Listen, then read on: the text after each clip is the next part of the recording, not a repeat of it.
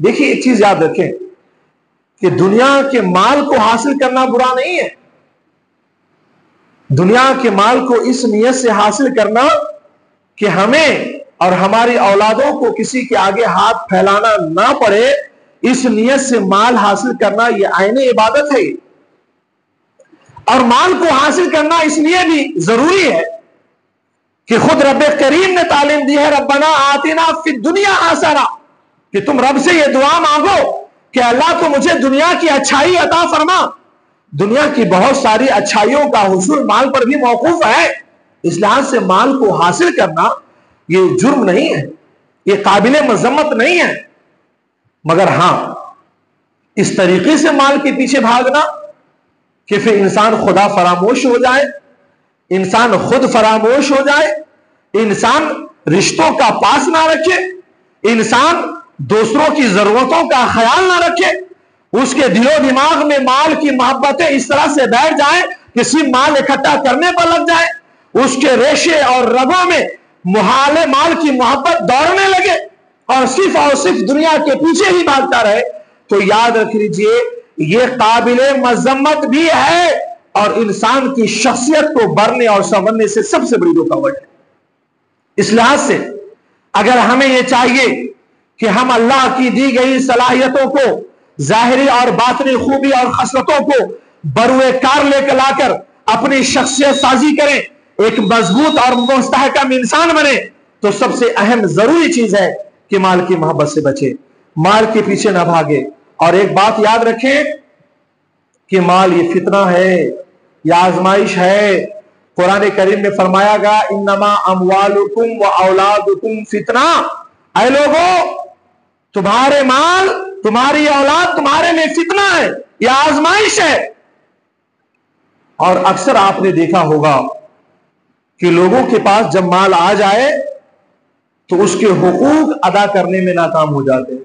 گویا کہ اس آزمائش میں وہ کامیاب نہیں ہو پاتے، اس آزمائش میں وہ ناکام ہو جاتے ہیں.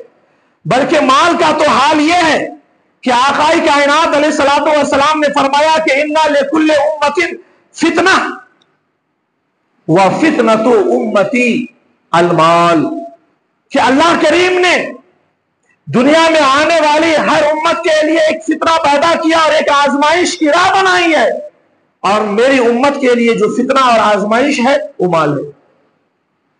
یہ مال یہ ایک بہت بڑی سخت آزمائش ہے. اس لحاظ سے مال کے پیچھے بھاگنا یہ انسان کی شخصیتوں کو نکھارنے میں سب سے بڑی رکاوٹ ہے. اور ایک غالباً حدیث پاک کا مفہوم ہے کہ دو بھیڑیوں کو اور دو بھوکے بھیڑیوں کو بکریوں کے ریوڑ میں چھوڑ دینا بکریوں کو اتنا نقصان نہیں پہنچاتا ہے جتنا انسان کے دین کو مال کی حرص و ہوس پہنچاتی ہے. مال کی ہوس، مال کی لالچ، مال کی طلب انسان کے دین کو اس سے زیادہ نقصان پہنچاتی ہے جتنا کہ دو بھوکا بھیڑیا بکریوں کے ریوڑ میں جا کر بکریوں کو نقصان نہیں پہنچاتا. اس لحاظ سے مال کی طلب، بہت زیادہ زمین و جائیداد اکٹھا کرنے کی ہوس، بہت زیادہ بینک بیلنس بڑھانے کی جو خواہش ہے، اس کو نکالیں گے تب جا کر کے اللہ نے آپ کے اندر ظاہری اور باطنی اعتبار سے جو قوتیں اور صلاحیتیں رکھی ہیں وہ نکھر کر کے آئیں گی. انسان کی اگر طبیعت اور آپ فطرت کا اگر مطالعہ کریں مال کے معاملے میں تو آپ کو اس بات کا احساس ہوگا کہ انسان پریشان اس کے لیے نہیں ہے جو ہے، انسان پریشان اس کے لیے ہے جو نہیں ہے. انسان کے پاس اللہ نے جو دیا ہے نا، اس کے پاس شکر کا وہ جذبہ نہیں ہے، جو نہیں ہے اس کے حصول کا جو جذبہ اس کے پاس. انسان کے پاس جو مال ہے نا، اس پر شکرانے نے پریشان نہیں کر رکھا، اس کے بچاؤ کے نے پریشان کر نہیں رکھا ہے، بلکہ انسان کے پاس جو نہیں ہے اس کی طلب نے، اس کی چاہ نے، اس کے حصول نے انسان کو اس سے زیادہ پریشان کر رکھا ہے. بتائیں، جو نہ ہو اس کے لیے پریشان، اور پتہ نہیں وہ نصیب میں لکھا ہے کہ نہیں لکھا ہے، وہ ملنا ہے یا نہیں ملنا ہے، وہ حاصل ہونا ہے یا نہیں ہونا ہے.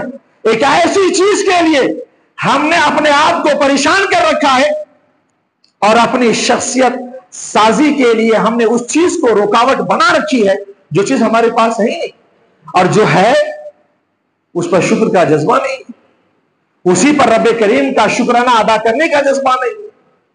انسان کو ہوس نے پریشان کر رکھا ہے، اور اس چیز کی ہوس نے جو ہے،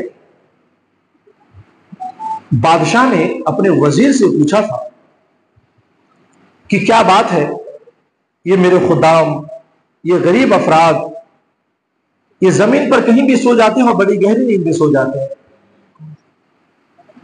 اور میں محل پہ نرم بستر پہ کروٹیں بدلتا رہتا ہوں مگر نیند نہیں آتی ہے، پتہ نہیں کب آتی ہے، کیا وجہ ہے؟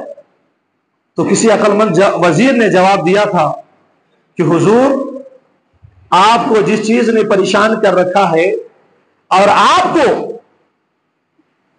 جس چیز نے آپ کی نیند اڑا رکھی ہے وہ مال ہے، وہ مال کی محبت ہے، وہ مال کی حرص و ہوس ہے، وہ مال کا حصول ہے۔ کہا میں مال کی طرف تو کبھی توجہ ہی نہیں کرتا ہوں، یہ پریشانی کا سبب کیسے بن سکتا ہے؟ وزیر نے کہا آپ دیکھنا چاہتے ہیں؟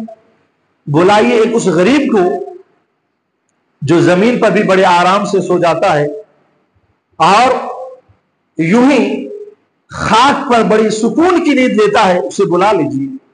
بلایا گیا اور بادشاہ کو وزیر نے کہا اس غریب کو آپ 100 دینار عطا کر دیجیے، ایک تھیلی میں ڈال کر سے 100 دینار دے دیجیے اور کہیے جاؤ میں نے تجھے 100 دینار سے آج مالا مال کر دیا ہے۔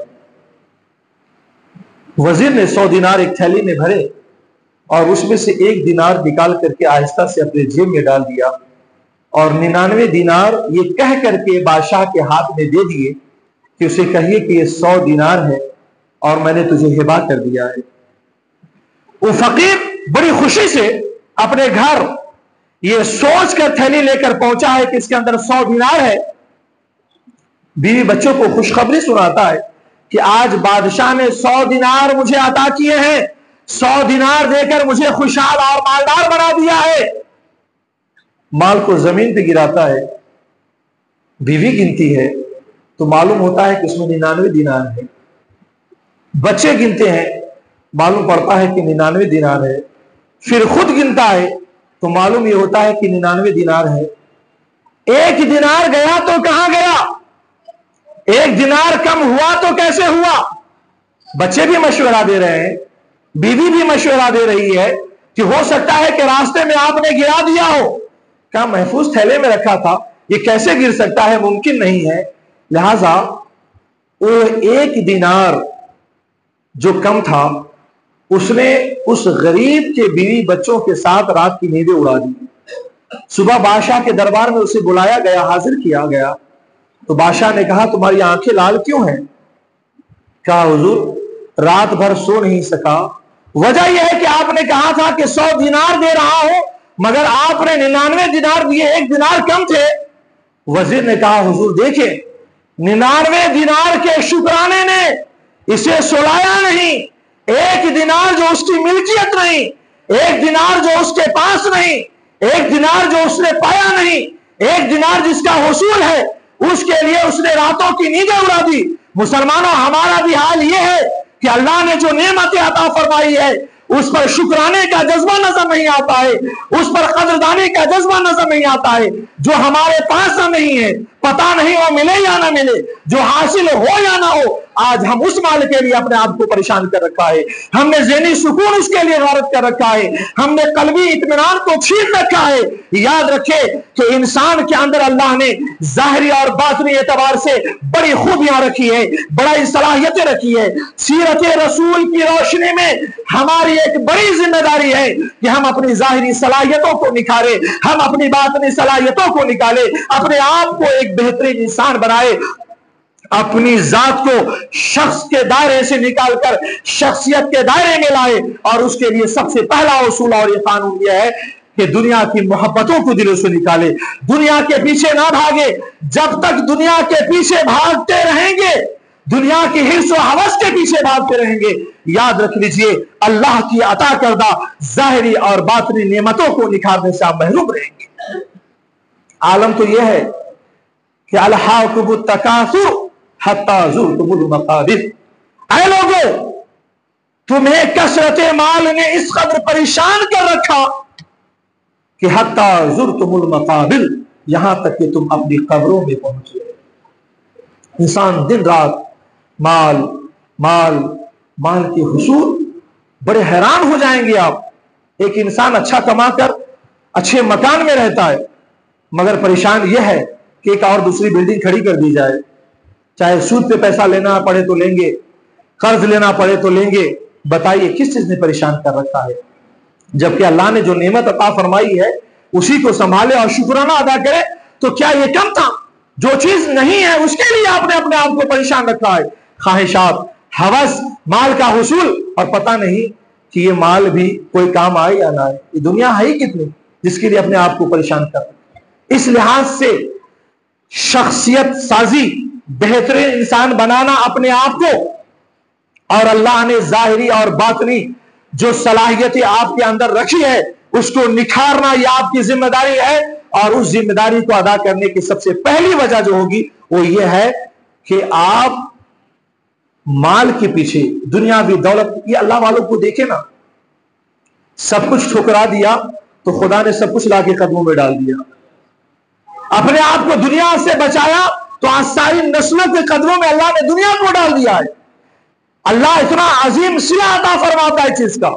اس لحاظ سے تھوڑا بھی ہو نا تو صبر سے کام لے، تھوڑا بھی ہو تو شکر سے کام لے، تھوڑا بھی ہو تو بہت زیادہ پانے کے لیے حلال کے دائرے سے نہ نکل کر حرام کے دائرے میں نہ جائیں، صبر و شکر سے کام لے۔